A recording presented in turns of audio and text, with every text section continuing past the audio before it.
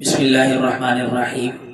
نور الدین زنگی کے بارے میں آتا ہے کہ یہ بہت نیک شخص اور بہت متقی آدمی تھے، اور رات کو بہت سا حصہ ان کا تہجد میں، تلاوت میں، اپنے وظائف پورا کرنے میں گزر جاتا تھا۔ تو ایک رات ایسا ہوا کہ جب یہ سوئے، اپنے وظائف وغیرہ پورے کر کے جب سوئے، تو انہوں نے خواب میں دیکھا کہ نبی صلی اللہ علیہ وسلم فرما رہے ہیں کہ دو کیلی آنکھوں والوں سے میری حفاظت کرو۔ تو بڑی گھبراہٹ سے ان کی آنکھ کھلی، اور اٹھ کر جیسے ہی ادھر ادھر دیکھا تو عجیب ان کو گھبراہٹ محسوس ہو رہی تھی۔ نوافل پڑھے، وضو کیا، نوافل پڑھی، نوافل پڑھنے کے بعد پھر دوبارہ سو گئے۔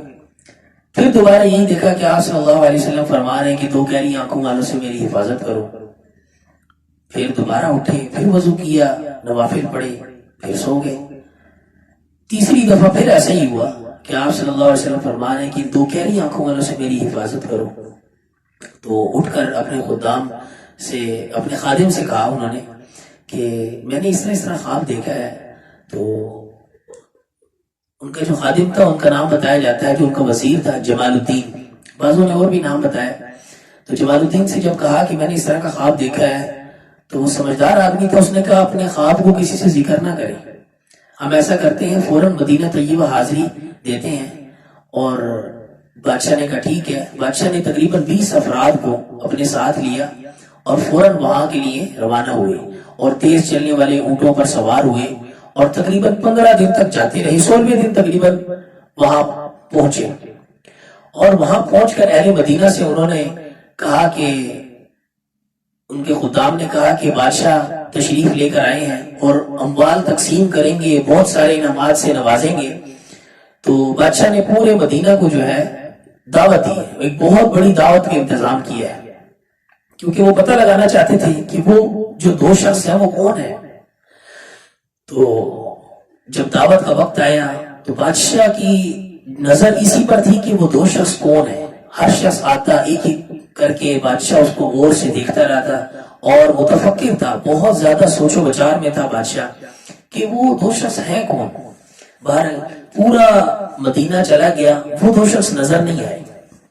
بادشاہ بڑا پریشان کہ یار یہ کون بندے ہیں جو پورے مدینے کو میں نے بلایا ہے اور اس میں وہ دو شخص نہیں آئے۔ تو انہوں نے پوچھا کہ کوئی شخص باقی تو نہیں رہ گیا؟ جاؤ ڈھونڈو، اور کوئی رہ گیا ہو تو اس کو بلا کر لے کر آؤ۔ تو انہوں نے بتایا کہ کوئی بھی باقی نہیں رہا، تقریباً سارے ہی پورے مدینے کو ہم نے بلایا ہے۔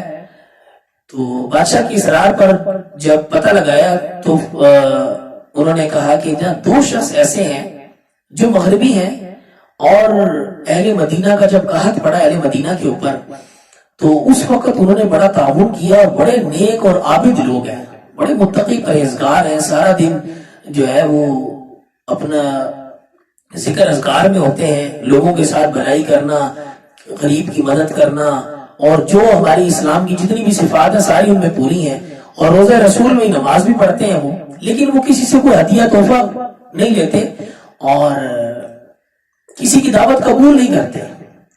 بادشاہ نے کہا جاؤ ان کو بلا کر لے کر آؤ۔ جب بادشاہ نے ان کو بلایا تو پہلی ہی نظر میں بادشاہ نے ان کو دیکھ کر پہچان لیا کہ تو وہی دو شخص ہیں۔ پوچھا کہاں سے آئے ہو؟ کہ جی ہم مغرب سے آئے ہیں، اور حج کے لیے حاضری ہوئی تھی ہماری، اب حج کے بعد ہم یہاں پر روزے رسول میں حاضری کے لیے آئے تھے، تو اب ہم نے یہی پڑاؤ ڈال لیا۔ تو بادشاہ نے بہت اصرار کیا، انہوں نے کوئی جواب نہ دیا۔ بادشاہ بڑا متفکر تھا، اپنے خواب کی جو خواب دیکھا تھا اس حوالے سے وہ پتہ لگانا چاہتا تھا کہ بندے تو یہی دو ہیں، پر کوئی ایسی چیز نہیں مل رہی کہ جس کی وجہ سے پتہ لگایا جا سکے کہ یہی وہ دو شخص ہیں، یعنی کوئی ثبوت نہیں ملا۔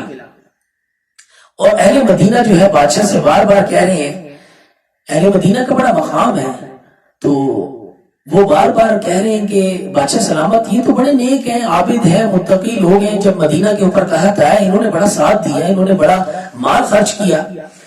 تو بادشاہ نے کہا کہ چلو باہر دیکھتے ہیں، جا کر جہاں ان کی رہائش ہے وہاں چلتے ہیں۔ وہاں جا کر دیکھا تو کچھ کتابیں پڑھی ہوئی تھی، اور کچھ اموال بھی ملے، سونا چاندی وغیرہ یہ چیزیں بھی ملی، لیکن کوئی ثبوت نہیں ملا۔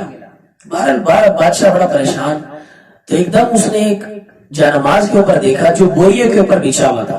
بادشاہ نے کہا اس کو اٹھاؤ.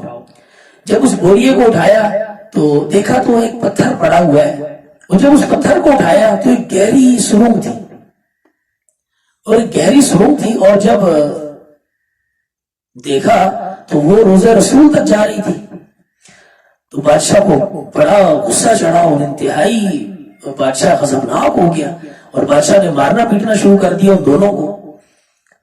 بہرحال ان کو دونوں کو اسی وقت بادشاہ نے قتل کروایا, اور بادشاہ بڑا خوش ہوا اس بات پر کہ اللہ تعالیٰ نے مجھ سے یہ کام لیا ہے کہ آپ صلی اللہ علیہ وسلم کے جسد اطہر کی حفاظت کے لیے اللہ نے مجھے چنا. وہ دونوں مغربی شخص تھے اور اس نیت سے آئے تھے کہ آپ صلی اللہ علیہ وسلم کے جسد اطہر کو یہاں سے نکال کر لے جائیں. اور پتہ چلا کہ جو نصرانی تھے وہاں کے بادشاہ, نصرانی عیسائی جو وہاں کے جو بادشاہ تھے, انہوں نے بہت سا مال ان کو دیا تھا, اور بہت سا مال دینے کا وعدہ کیا تھا کہ تم یہ کام کر لو, آپ صلی اللہ علیہ وسلم کا نعوذ باللہ جسد اطہر لے کر آ جاؤ, تمہیں ہم بہت سا مال دیں گے. تو آپ صلی اللہ علیہ وسلم نور الدین زنگی بادشاہ کے خواب میں آئے, اور اللہ تعالیٰ نے آپ صلی اللہ علیہ وسلم کے جسد اطہر کی حفاظت فرمائی. اور بادشاہ نے اس کے بعد حجرہ شریف کے ارد گرد سیسا پگھلا کر, اتنا سیسا پگھلا کر ڈلوایا کہ نیچے پانی آ گیا تھا. تو آپ صلی اللہ علیہ وسلم کا جو روزہ شریف ہے اس کے ارد گرد سارا سیسا پگھلا کر اور چاروں طرف جو ہے وہ بادشاہ نے ڈلوا کر اس کو پکا اور مضبوط کروایا تاکہ آئندہ کے لیے کوئی شخص ایسی جرت نہ کر سکے. تو اس واقعے سے ہمیں بڑی عبرت ملتی ہے. اللہ تعالیٰ نے اپنے حبیب صلی اللہ علیہ وسلم جو وجہ کائنات ہے, جن کی وجہ سے ساری کائنات کو اللہ تعالیٰ نے پیدا فرمایا, ان کی اللہ تعالیٰ نے حفاظت فرمائی. اللہ تعالیٰ ہم سب کو آپ صلی اللہ علیہ وسلم کی ہر سنت کو زندہ کرنے کی اور ان سے سچی محبت کرنے کی توفیق نصیب فرمائے.